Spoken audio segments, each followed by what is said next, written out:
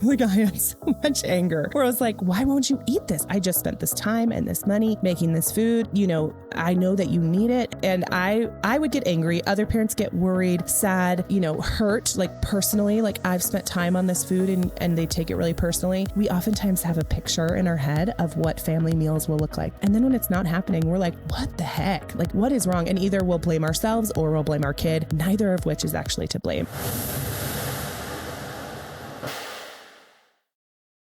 Alyssa, I am so glad that you're able to join me here on the Healthy Skin Show. Thanks for being here. Oh, I'm so grateful to be here.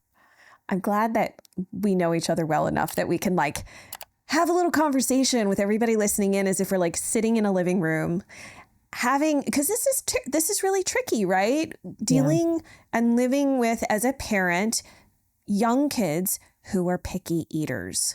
Yeah. It can be really debilitating to parents. So can you define for us, what does it mean to be a picky eater? Like, are there things where people think it's picky eating, but it's not, versus what actually is picky eating? Oh, yeah, absolutely. So, you know, it's really interesting. Picky eating doesn't technically have a definition. So it's kind of this spectrum is the best way to describe it, where one night your kid might just not eat their broccoli and the parents might say, oh my gosh, they're so picky. And then another kid in a totally different home might only eat one brand of yogurt and one brand of cereal. And those parents will also say, oh my gosh, our kid is so picky. And it's widely different. And so over the years of practice, working with literally thousands of parents, I've kind of come up with my own definition. You know, it comes from some of the research, but also a lot of working with the families that I work with.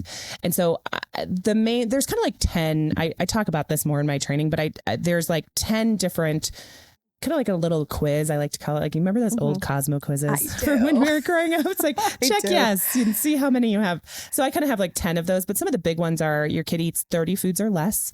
You feel like, the biggest one I always like to say is like, you feel like there's something off. Like, man, mom and dad, we're doing the best we can. We're trying everything and it feels like they're just eating less and less. So your gut is one of the biggest things, your intuition. If they're rejecting food more than like 3 times a week, just all together, if there's obvious trends between different flavors, textures, ingredients, like I said, specific brands that they'll eat. If they have a really emotional or strong reaction to certain foods, that's another good indicator that picky eating is becoming a little more serious. And one of the biggest ones I like to tell parents, it's kind of my first goal when I work with parents, is that they're not eating from all food groups. So we want to make sure they're eating from all the food groups. They have at least a few foods in each food group so that they are getting that well-balanced diet so that they're meeting all their nutritional needs as best we can. So if you have a kiddo who refuses, for example, to eat meat, is that considered picky eating, or is that maybe more a preference, or is it not clear? Yeah, this is really interesting. A lot of parents will just say, well, it's just a preference. It's just a preference. And while I 100% agree that everyone has their own preferences, personally, there are many foods that I do not enjoy as an adult. I do still work on them. In fact, I actually did a fun experiment on my Instagram about 2-ish years ago where I didn't like mushrooms, and I got myself to now I love mushrooms. I love mushrooms. I don't like them raw still, but I like them cooked. I love the flavor. And so I actually was like, hey, this work never ends. Like, you can always start liking new foods. So that being said, you know, there's of course going to be preferences that our kids end up having for one reason or another. The goal as a parent is really to say, I'm going to continue to expose you to all foods as often as I can so that I don't make that decision for you. Because oftentimes as adults, if you don't like a food, like let's say mushrooms, for example, it might be because your parents never fed them to you. It might be because you only got the canned, gross, disgusting mushrooms, which is 100% all that I ate, were like the slimy, sliced, crappy mushrooms. Excuse my French for kids. Right? But it's like the gross stuff. So I never got the fresh, delicious mushrooms. I never got to go out and pick them at the farm. I never got to experience what mushrooms could be. And it was always like a pizza topping or randomly thrown into like a stir fry. It was not elevated and given it to me in a way that was like, it tastes good. This is unique and different and healthy and fresh and all these things. And so as parents, our job is to expose them to all these different foods in different ways so that we don't make that decision for them. Because yes, ultimately they'll end up with preferences and that's totally fine. But we don't want to make that decision for them in childhood. Does that make sense? This episode is brought to you by my line of professional grade supplements called NutriQuel. I crafted these supplements especially for those struggling with chronic skin rash issues and based the formulations on my extensive research and clinical experience in my private practice. They are made from the highest quality ingredients and tested to be free of different allergens so that you can support your gut, liver, and overall health with the formulas that I've found work best for my skin rash warrior clients without triggering a flare. I'm excited to share them with you, so check them out at quellshop.com and use the coupon code GET15OFF to get 15% off your first order. I'll put a link in the description below. And now let's jump back to the video. It does. One thing that I was thinking though too is like, and so I don't work with kids and I don't have kids. So I think this is a conversation that I should disclose that so that parents who are listening to this, if I ask a stupid question, have some grace for me. Oh, but absolutely. And I've got 3 kids. So okay. So balance you out. you got me covered. I have nieces. So I've seen the experience that my sister has gone through with them. Yeah. And so when you say a picky eater, does this mean like a baby where you're introducing foods, or is there a certain age where you should start as a parent? It's not like you should start being like, something doesn't seem right. Yeah, I love this question. So I want to back up a little bit. So babies, when they first get introduced to solids, you're going to experience what maybe someone else might call like picky eating. Like you might meet some of that criteria, but they're just simply learning to eat for the very first time. All they've had is liquid food. So at 6 months, you're introducing solid food. They are like, what in the world? I always like to think like they're like aliens. Like they truly are like aliens coming to this world for the first time being like, what are we doing here? Why are you putting something in my mouth? Right. So it's so wildly different for babies. So there's something called the flavor profile window. So it's about 6 to 18-ish months where that's where parents really want to capitalize. If you want to try and prevent picky eating and get your little eater to eat as many foods as possible, that's the time to do it. Now, don't go crazy. I've seen parents like absolutely burn themselves out, like a new food every day. And remember, not only do you want new foods, but you want repetition. So we don't want to be, well, they had mushrooms once between the ages of 6 months and 18 months and they ate it. So it's a check mark, right? We want that repetition to really ingrain in them that they enjoy this food. They recognize it, they can understand it. And that just takes time and brain development. So that's the flavor window. Then we typically see picky eating start creeping in around age 2. So about 24 months up until about 2.5 is like the peak window of picky eating. And, you know, parents always hate when I say this, but I think it's so important to know that just developmentally, picky eating is quote unquote normal. It's important. It's an important developmental milestone for our kids to start to question what's going in their mouth. They're developing autonomy. They are starting to literally toddle away from their mom and dad. So it's going to be less safe for them to just put anything in their mouth that's nearby. And anyone who's a parent knows that your baby goes through a stage where anything you hand to them goes in their mouth. And it's a really important stage for them to develop their mouth and mouth mapping and knowing where everything goes. But then you don't want them doing that forever, right? Like you and I don't walk around just like, I wonder what this wall tastes like. Like we're not going to do that. Whereas babies really do. And so you want them to develop a little bit of quote unquote pickiness. So they're not picking up a marble and putting it in their mouth. They're not picking up something poisonous. Like I was on a hike with my nieces and we found some berries. And I'm glad that they're not just like, let me eat 30 of these before Alyssa can chat GPT it and make sure it's not poisonous, right? That's so important. Right. So a little bit of pickiness and kind of discernment is really important for our kids to learn. But what happens is I love to call these picky opportunities. If something happens that's developmentally appropriate, but parents look at it and go, oh my gosh, my kid is picky and start freaking out. Typically, the only tools they have in their tool belt are what was taught to them or what they see other parents doing. And then they actually make picky eating worse. They reinforce it unintentionally. This is not on purpose. We love our kids. We want to keep them safe and healthy and develop correctly. I mean, I can't even tell you, probably even as an aunt, you've heard this messaging, how important these first few years of development are for their long-term health, their brain development. Oh, love the gut. We could talk about the gut all day. And also allergies because I work in skin, there's a lot of kids where they're developing allergies to foods and then they're not introducing. And I've had allergists, for anybody listening to this who's like, oh, no, I was told or I read I should delay food introductions until 2 years. that they realized that was a huge, huge mistake. And I've had people on the show who've said that was bad news. We really set kids up for a disaster in terms of that. So for a long time. I think that's one of the reasons why the goal should be, as you said, the stated goal should be to create this environment where they can discern whether they like something or not, but that the diet is various and there's a lot of variety and in colors, textures, different, macronutrients, etc. But keep going. What are some of these, what did you call them? Picky eating opportunities? Picky opportunities. Okay. I should trademark that. I love it. It's one of my favorites. So what are some of these picky opportunities? Yeah. So one that I ran into myself was teething. So this is a normal developmental process. You want them to get their teeth, but what happens with kids when they get their teeth, and I have a visual in my training where you see, what they're going through. It's like the teeth are constantly popping through the gums. It's so painful. I've had tooth pain as an adult that I can remember, and it's painful. So I can't imagine what they're going through. So they have all this swelling and this pain in their mouth. And what happens is, as they're babies, they get some of their front teeth. It's a little bit of an easier process per se. Like, it's not impacting their life very much. They're still drinking their milk, their formula, whatever. And then you get to the 2-year-old molars. Somewhere between 2 and 3, they get these molars. And as parents, we can see their teeth. So you might not think, it's not on the forefront of your mind for them to be teething.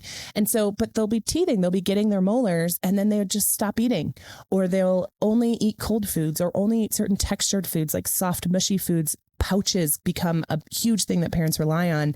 And then unintentionally, parents just end up going, well, at least they're eating. So they keep giving them pouches. They keep giving them cold foods. And they have not realized that this teething stage might have been passed already. And so then we double down, and now it's like, well, now over the last 30 days, they've had pouches every day. So of course they're going to want pouches. Of course they're going to prefer it because it's what they're exposed to the most. So that's one of my favorite picky opportunities I talk to parents about. Same thing with sickness. There's a lot of developmental ones that kids go through that parents misinterpret to be picky eating, when in reality, it's just normal development. And if we know how to respond, or rather even not respond, play it cool, keep going, keep offering foods, then it doesn't necessarily double down into picky eating. But a lot of times parents get in their fear. We know how people who are listening to this podcast know how important nutrition is, right? Like, yeah, 100%. They already know. And so watching your kid no longer eat meats, no longer eat vegetables, no longer, chew their food, only want pouch food, your brain goes on like spiral mode where you're like,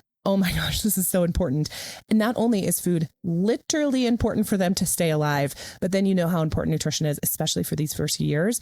It can make us do kind of wonky, crazy things, Well, as a parent, though, what do you see?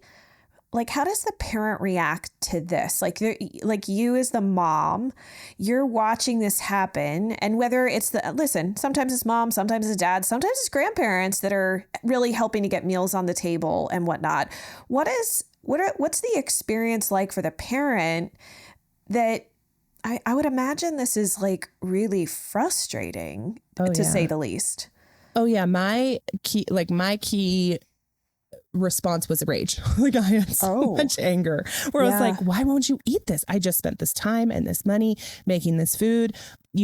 I know that you need it. And he would my oldest son, who really started me down this entire career path. I was already a dietitian, but after having him be picky, I quickly pivoted into picky eating specifically. And I would get angry. Other parents get worried, sad, hurt, like personally, like I've spent time on this food and they take it really personally. There's all sorts of emotions. And so I just want to validate all of them because they are all coming from a place of absolute love for this child, for your relationship. We oftentimes have a picture in our head of what family meals will look like, what it will look like to share a meal with our kids and how to enjoy family meals and dinner time and lunchtime. And we're going to go on a picnic and we're going to pack all this cool food and we're going to go to the grocery store. And then when it's not happening, we're like, what the heck? Like, what is wrong? And either we'll blame ourselves or we'll blame our kid, neither of which is actually to blame. And so really it's our lack of information of what's going on, what they're experiencing. I don't want to say it, this isn't quite the right way to say it, but it's almost like a lack of empathy or understanding what they're experiencing at the table. And so we just go into like parent mode where how we were parented around the table oftentimes comes out of our mouth. It's like those moments where you're like, finish your plate. You got to finish your plate before you can get up from the table or whatever the. And you swore your 11-year-old self promised you would never say that to your kid. And here you are, you're like, oh, what just came out of my mouth? So oftentimes we'll just repeat those same cycles that were done to us. I mean, I've heard stories of people sleeping under the table because they weren't allowed to leave the table until they finished their food, trying to pretend to eat the food, then going to the bathroom, spitting in the toilet and flushing it down the toilet, feeding it to the dog. I mean, every possible scenario has been told to me of what was done to them at the table. And even if they don't go that far where they're like, well, then you'll sleep here, they still have an instinct to go, no, you'll finish your plate. Otherwise you can't do X, Y, and Z. So we start to get into this realm of what I call pressure tactics. This is super common. Again, the fact that you're doing this, there's no shame here, is because you love your kid and you know how important nutrition is. So you step into typically some pressure tactics. Those can sound like, hey, just take 3 more bites of your chicken and then you can go, play your toy or play video games or go outside or whatever the reward is for your kid. Hey, just try a bite. And if you don't like it, you don't have to eat it. Hey, try a bite and you can have, ice cream for dessert. We start to really prioritize rewards like dessert or ice cream or fun things or something like that, or we withhold things. Hey, if you don't eat your breakfast, then you can't go to the birthday party that we have planned later, whatever that might be. That's a really easy thing for parents to step into. Or parents completely step the opposite way, maybe because they were parented with pressure tactics where they just go totally passive and they're just like, oh, there's just nothing I can do. We talked about this before we started recording. It's just a phase. It'll pass. I'll just kind of white knuckle it and deal with it until hopefully they get themselves out of this phase. They move on from it. And oftentimes because the messaging around picky eating is so flippant that it is just this phase, parents think that it will be quick. And let me tell you, it is not quick. In fact, most of my audience, now obviously it's skewed data. Sure. Because it's picky eaters who are following me, but most parents struggle with picky eating 3, 4, even 5 years before they start to see any sort of reprieve. And if we think about the developmental window is 6 years for them to develop their brain, their gut health.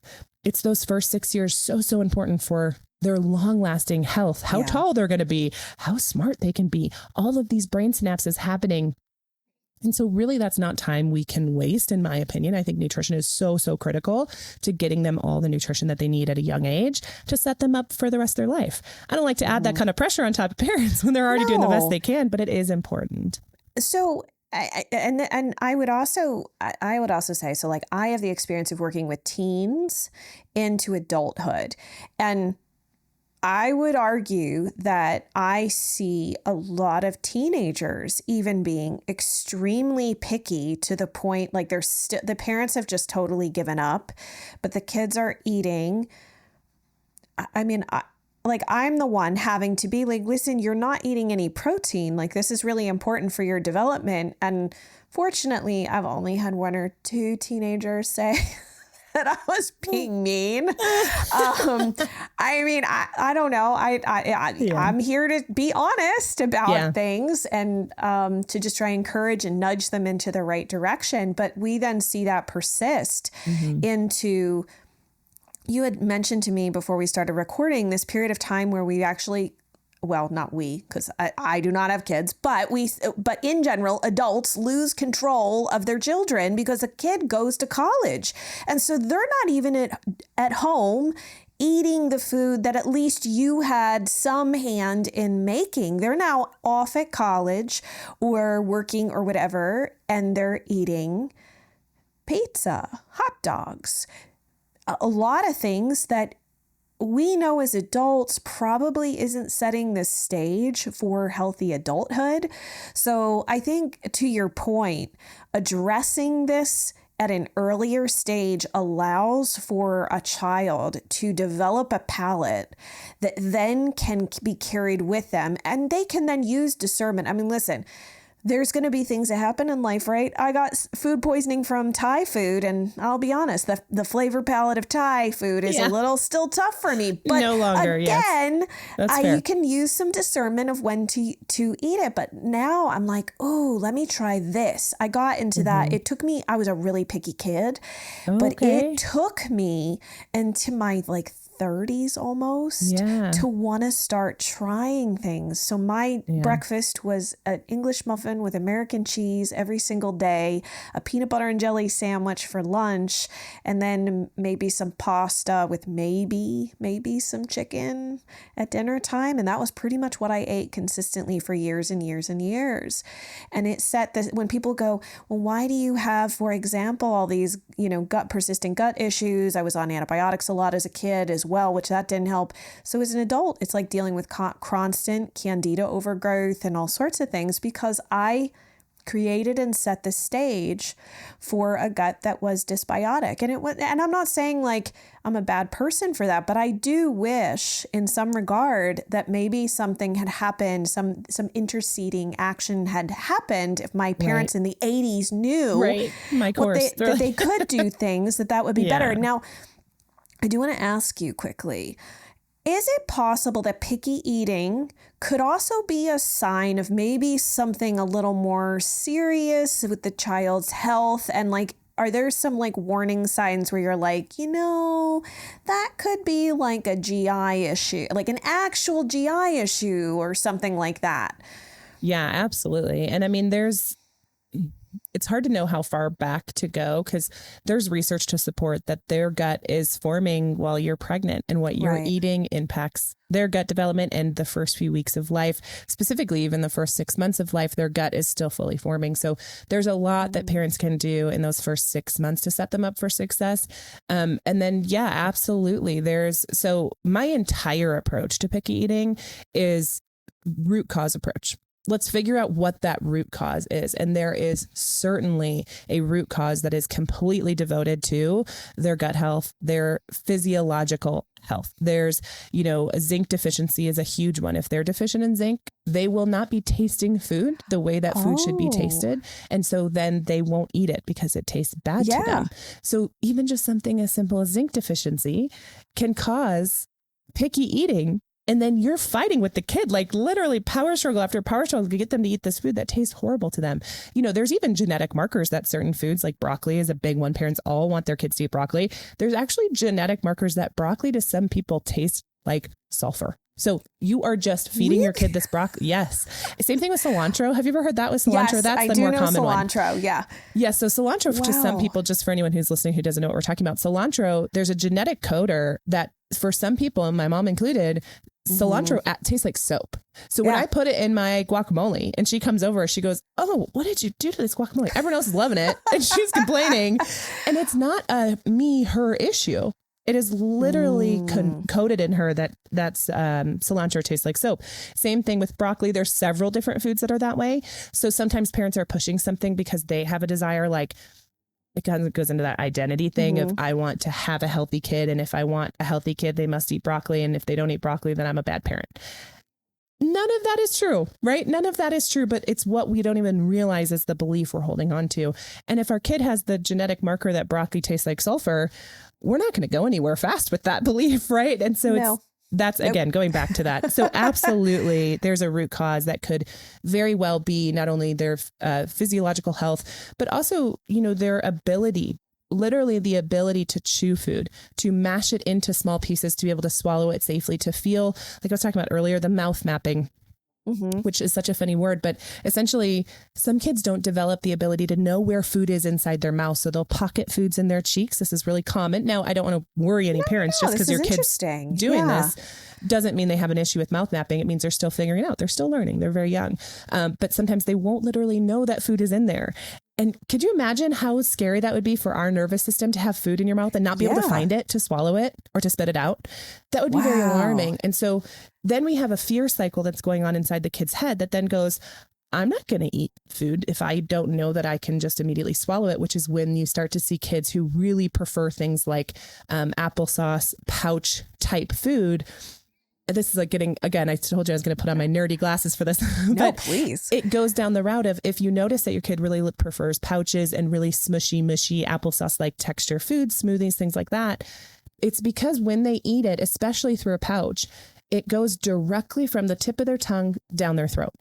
When you give someone like steak, right? Like when you and I are eating steak, we first bite it with the front of our teeth, then it moves to the side of our mouth. We chew it up. We might switch sides, we get a little tired or who knows, whatever. Then we go into like this type of chewing, which is essentially, I don't know if people could see this, but essentially your teeth are grinding it into like some sort of circle to be able to really mash it up to make it safe to swallow. If your kids can't move the food around their mouth, they can't get to that kind of grinding motion with their teeth, they're not going to feel safe swallowing it. So a lot of kids who don't prefer meat may just not have the skills to be able to mash it up to a safe place. So then they're not saying, hey, mom, I don't feel safe with this chicken in my mouth. Right.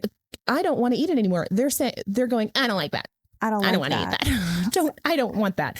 And we're not right. Again, it's like communication where we're not recognizing what's actually happening. And their nervous system is going, I'm in danger. I'm in danger. And you're going, it's chicken. You're fine.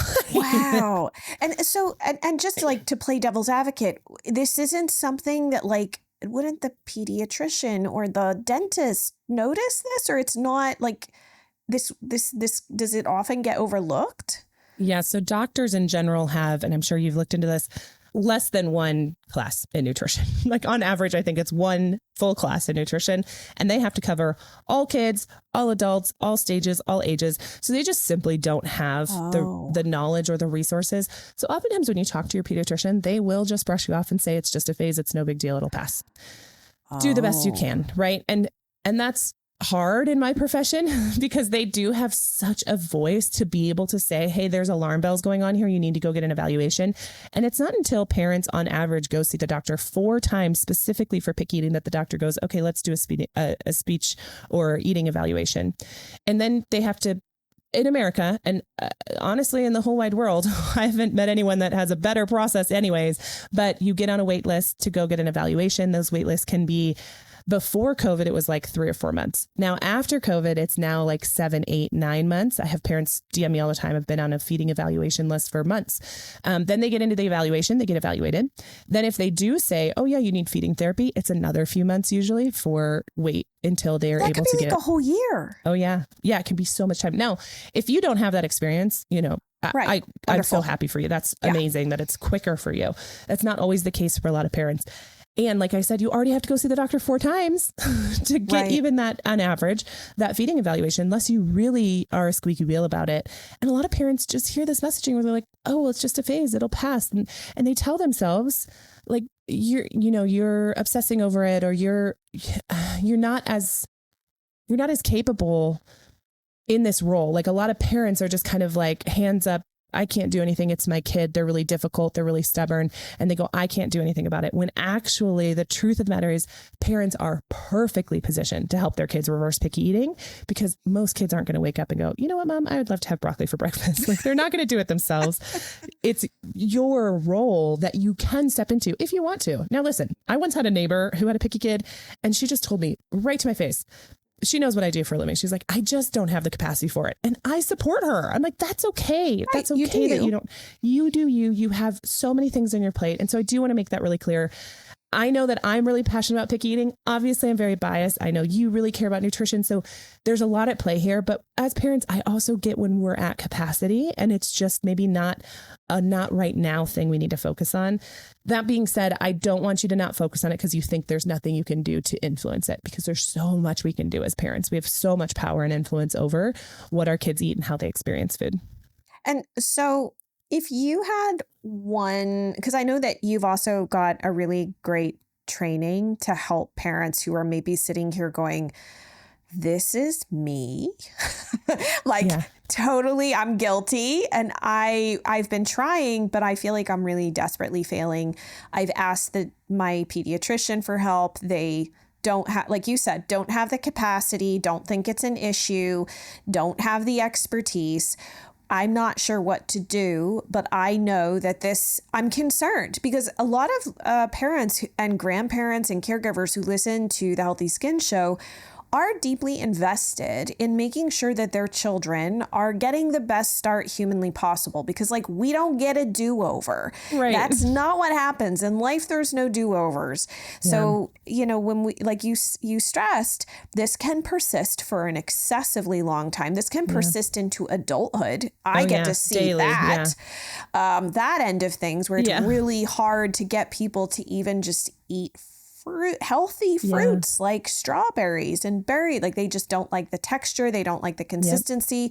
They won't eat meat because they don't like the I mean, like these are very common things. So to say it's just a phase, it may be, it might not be. But if you are persistent enough, what are some things that parents could start to do, or maybe even just think about right now, that might be like an initial couple of things? And then obviously, and I'll link to it, you've got this whole free training that will dive deeper into this, that I think would be an amazing resource for anybody who's looking for this. And I'll link that up. But what do you suggest? Yeah. And I just want to touch on this because, again, the reason why I do what I do is because I was in your seat. So whoever is listening, I I didn't expect. I had a baby who ate everything. And I know that's not always common either. He ate everything. And then he just started getting pickier and pickier. And I didn't know what to do. And even as a dietitian, even aced all my tests, got past my boards, still had no idea what to do. And I just felt like, okay, I know how important nutrition is. I don't want to get in power struggles every day. It was getting to the point of just feed him whatever he wants, put him to bed, and then me and Josh would enjoy a meal together, because I really loved enjoying meals with my family. And like I said, it wasn't matching that picture. So I just want to encourage anyone. There's never any shame, like in literally the reason why you're doing some of the things you're doing that I'm saying not to do anymore is because you care and love about your child. And so, I just wanted to remind any parent out there, and you kind of mentioned it too, with like being on antibiotics a lot as a kid. And if you're struggling with kids who get sick all the time, this is like a hack. Like if you reverse pick eating and you get them eating in all the food groups, multiple foods, and have a good gut microbiome, illnesses go way down. And I never like to like publicly talk about it, but my family gets sick for sure. It's not zero, but way less than most other families in our school systems and my friends, because I think our kids eat a really well-rounded diet. So it's kind of like a cool hack. You're like, okay, well, my kid now is healthier and going to grow up healthier, and they're sick way less often. And parents know what an inconvenience it can be to have sick kids everywhere. Mm-hmm. Oh my, the everything. I know plenty of parents who are like, my kid once a week comes home and they're sick we get everything. It goes through our house. Yeah. And that's an awful spot to be in. Yeah. That's an immune system and I mean, always there's multiple facets, right? Again, of course. You have to take my view of nutrition with a grain of salt, because I love it so much, but it is important. So back to your question about what can parents do? So I love this question because I'm a very tactical, hands-on person. And when I started learning that pressuring my kid, or, I call it like guilting, bribing, begging, pleading, demanding, all of those sorts of things fall into the pressure category. And when I first learned not to do that, I was like, yeah, but like, what do I do? Okay, you just took away all my ammo and all my tactics. And now I just sit there and stare at them while smiling, like, okay, keep going. Like even praising. It's so wild. Even praising your kid can be a form of pressure, especially if you have like a natural people pleaser, someone who really wants to please their parent, whatever. So it's all pressure, but every kid is different. And that's why I take the root cause approach, because even if, let's say you have a kid who has no people pleasing tendencies, well, then for your kid, praising isn't pressure. So it's important to know your kid. It's kind of like a tango and a dance at the table. So I would say a few places to start.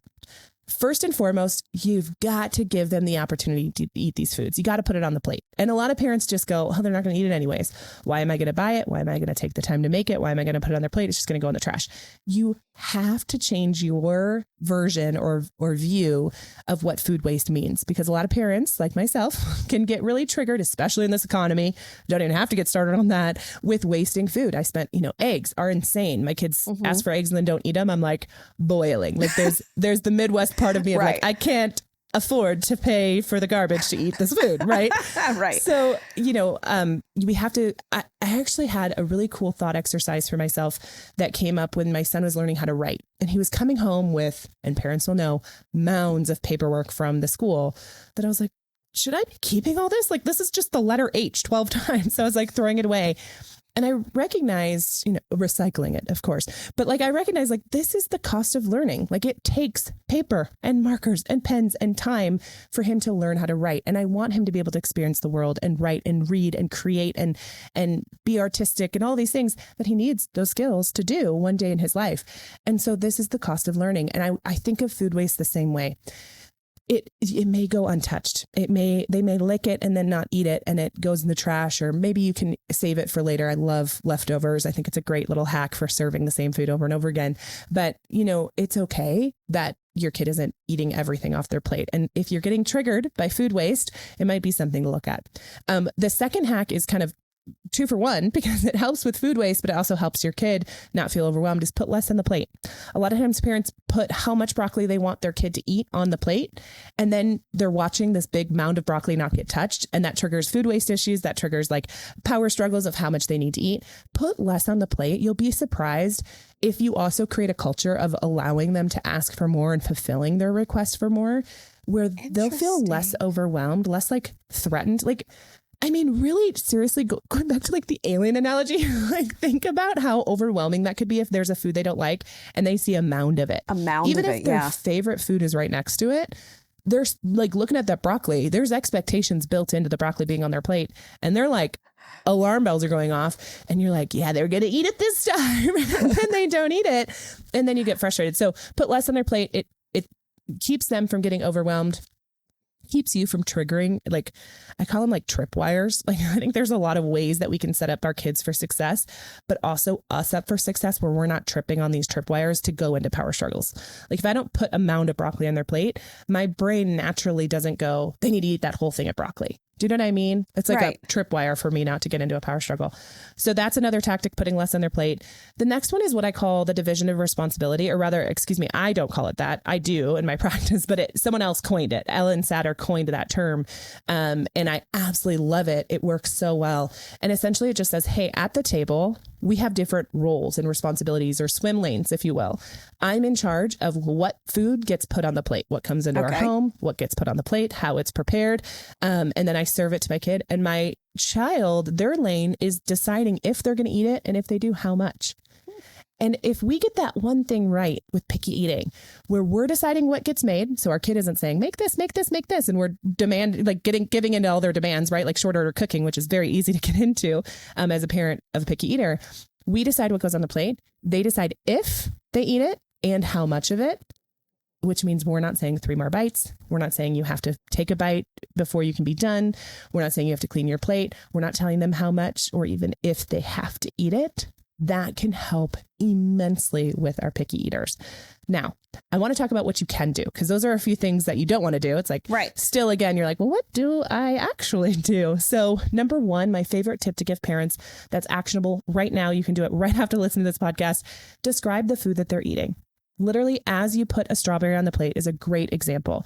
You would sit down and eat that food with them. So I guess that's another little tip. If you're not already eating with them, I know it's easy to set them up at the table and then go clean up the kitchen or tidy up the room. I'm totally guilty of doing that too.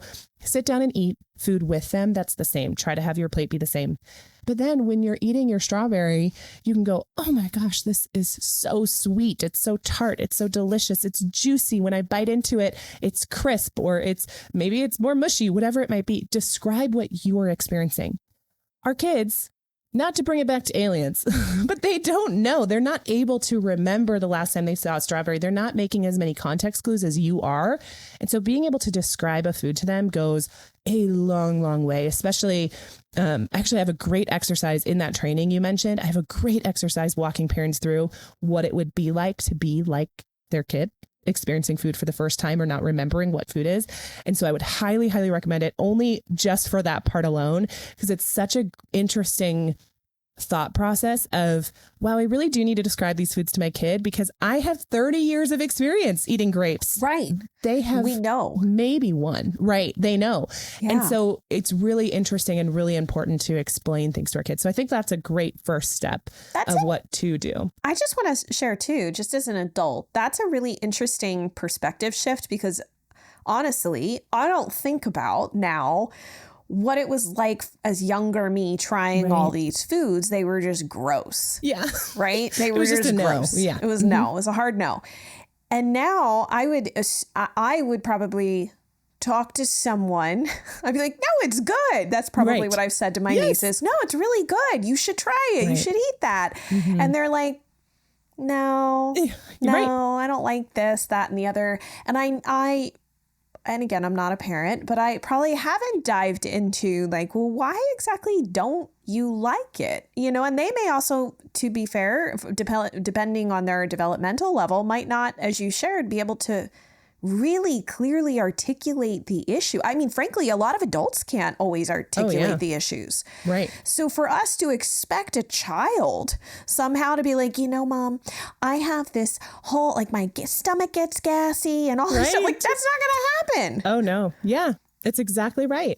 And I mean, just think about like if they're staring at a food like chicken or something that they don't have a lot of experience with, maybe they have some, and their only experience with it was maybe when they were a baby with like baby food, or, you know, maybe they've eaten it here and there, but they can't really remember.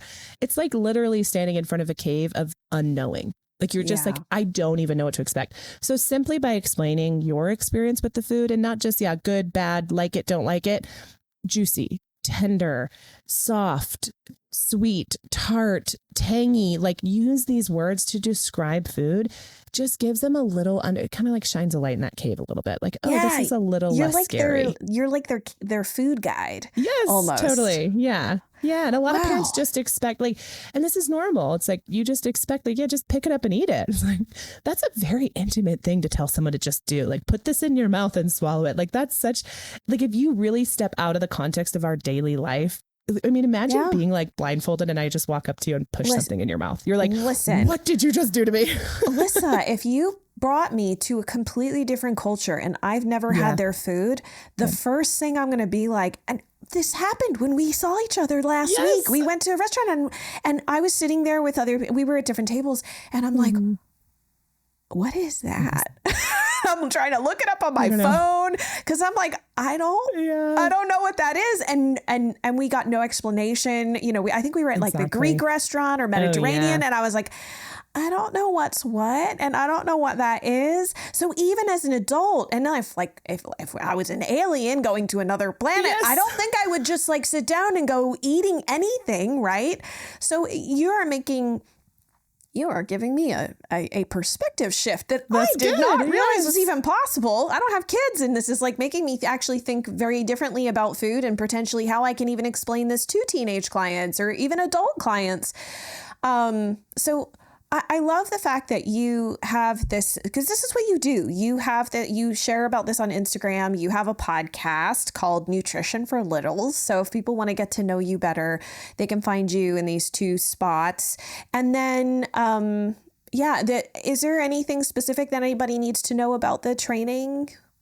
No, I think it's, the feedback we get from it all the time. It's 100% free. There's so much in it. I cover a lot. So be prepared. There's a workbook, which I think is really helpful, but I get probably daily, if not every other day, feedback from people saying the exercise, the one we're dancing around right now, but I don't want to spoil it for anybody, but I think you're really going to enjoy it. It really helps with that perspective change and really to be able to cement it. And then being able to feed your kids after that is just so helpful. Just even for that. And again, empathy is not the right word, because I think as parents, I've never met a parent who's not empathetic for their kids and understanding, but you're just not able to see it. Like, you're just caught up in your daily grind, survival, trying to get food on the table, trying to get to work, trying to get home on time, trying to pick up your kid. Don't forget the school schedule and the crazy hair day on Thursday. I mean, it is, I like laugh sometimes with my husband where I'm like, how are we doing all this? Like, literally, how are we maintaining all of this at once? My brain is constantly dropping things. So it's not that we're not empathetic. It's that we truly cannot understand and remember what it was like to be a kid. And then we're just repeating cycles that we didn't know we were. And it's just so helpful to get out of your own space. So if you're struggling with picky eater, I want a few things I want you to know, especially going into the training. While yes, picky eating can be a phase, if it's lasted longer than, I like to say, about 6 weeks, I think that it's turned from a phase to a pattern. And so I think the biggest disservice that our culture, our communities do for us is try and convince parents that they are a victim to their kids being picky, that they can't do anything about it, that they can't reverse it, that it's just a phase and they'll just have to kind of deal with it, just feed them chicken nuggets and mac and cheese, and one day they'll grow out of it. I think it's such a disservice because we can't control everything, right? Like our kid is a whole other person who is going to make their own decisions. And so while we can't control them, we can control how we show up. And there's so much that parents just aren't doing because they're just not educated about it. It's no one's fault. No one taught you how to do this. No pediatrician taught you this. Oftentimes parents don't even know what to do. In fact, like I call it the old way that most of us were parented around the table. It just isn't serving us super well. So I just really want to encourage parents. It doesn't have to go on as long as it could, and you can step into that. And there is a framework for reversing picky eating. I teach it to you in the training. It's about 61 minutes long. So just schedule it on your calendar, pop it in AirPod and listen to it. And it's changed so many people's lives, just the free training alone. And so I'm really, really proud of it. And I think it's really well worth your time. Well, I will make sure to put a link to the free training in our show notes. That way, if you come across this upon the release of this episode or you find this a year later, anybody can get access to it, because I just know how many people you have helped reverse, like where parents get to actually just like make dinner time, mealtime in general so much easier and take that stress off and that conflict off their plate. So because like you don't need to carry around the burden of like and feel like you're a failure, like I think we it's become normalized in our culture to feel like a failure all the time at various different things. And let's try and shed that, because that frees up energy for you to be a more present parent, to be with your kids, to enjoy mealtime. And I think meals, I'm from an Italian family. Mealtime is a big deal because that's what creates community. That's what creates this unity. Yeah. And so anyway, I'm so grateful for you. Thank you so much for making the time to be here and share all of this. I think this topic doesn't get talked about enough. And while it doesn't have anything to do with skin rashes, I think this goes hand in hand with a lot of the issues that parents are facing, whether they're listening to me about their own rash issues, but they got picky eater kids. So I think this is a universal problem. And I just feel like this is something that I if I can connect parents with somebody, especially that I trust. You are amazing. I know you. You're such a wonderful person and an amazing teacher. And I just appreciate you for being you.